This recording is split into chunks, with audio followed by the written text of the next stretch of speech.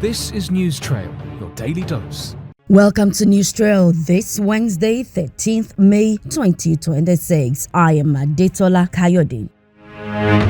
President Bola Ahmed Tinubu has led Nigeria's government, diplomatic and business delegation to the Africa Forward Summit, where he called for deeper economic integration across Africa, stressing the need for policies that prioritize the continent's industrial growth and prosperity. The summit holding in Kenya afforded Mr. President the opportunity to highlight Nigeria's blue economy potential as a key driver of Africa's development, noting that it had long been underutilized due to insecurity and uncertainty. Tinubu also addressed the need for reforms in the international financial system, insisting that Africa must not remain locked into raw material exports while importing finished goods. Tinubu says the international financial architecture, as currently constituted, is an instrument of industrial disarmament for Africa. He is demanding a financial system that intentionally enables Africa to process its own minerals, refine its own crude oil, manufacture its own pharmaceuticals, and compete fairly in global markets, noting that Nigeria is not asking for charity. Meanwhile, President Tinubu also announced Nigeria's decision to host the 2026 CAF Awards and the 48th CAF Ordinary General Assembly later this year.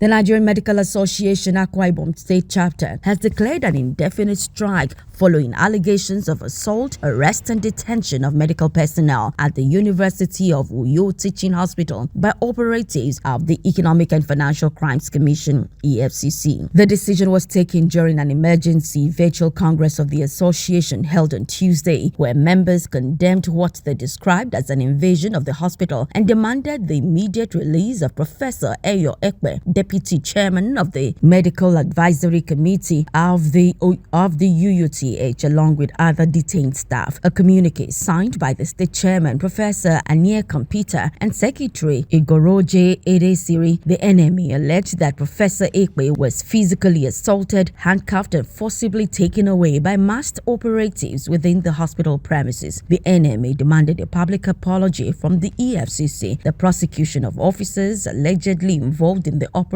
and announced plans to institute legal action against the commission, seeking 1 billion naira in damages.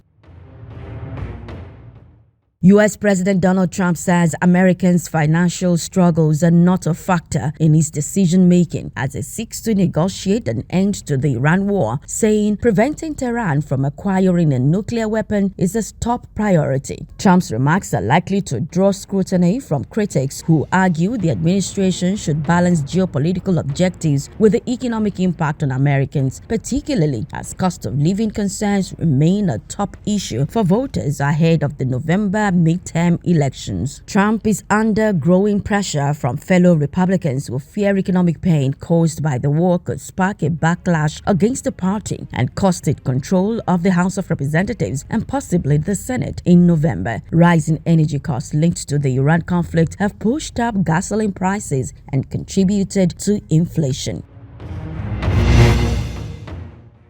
And that's it on News Trail for today. Many thanks for connecting. Please do not forget to like, comment, share, and subscribe to our YouTube channel, News Trail. And may your day be filled with peace, love, and light. Have a fantastic midweek.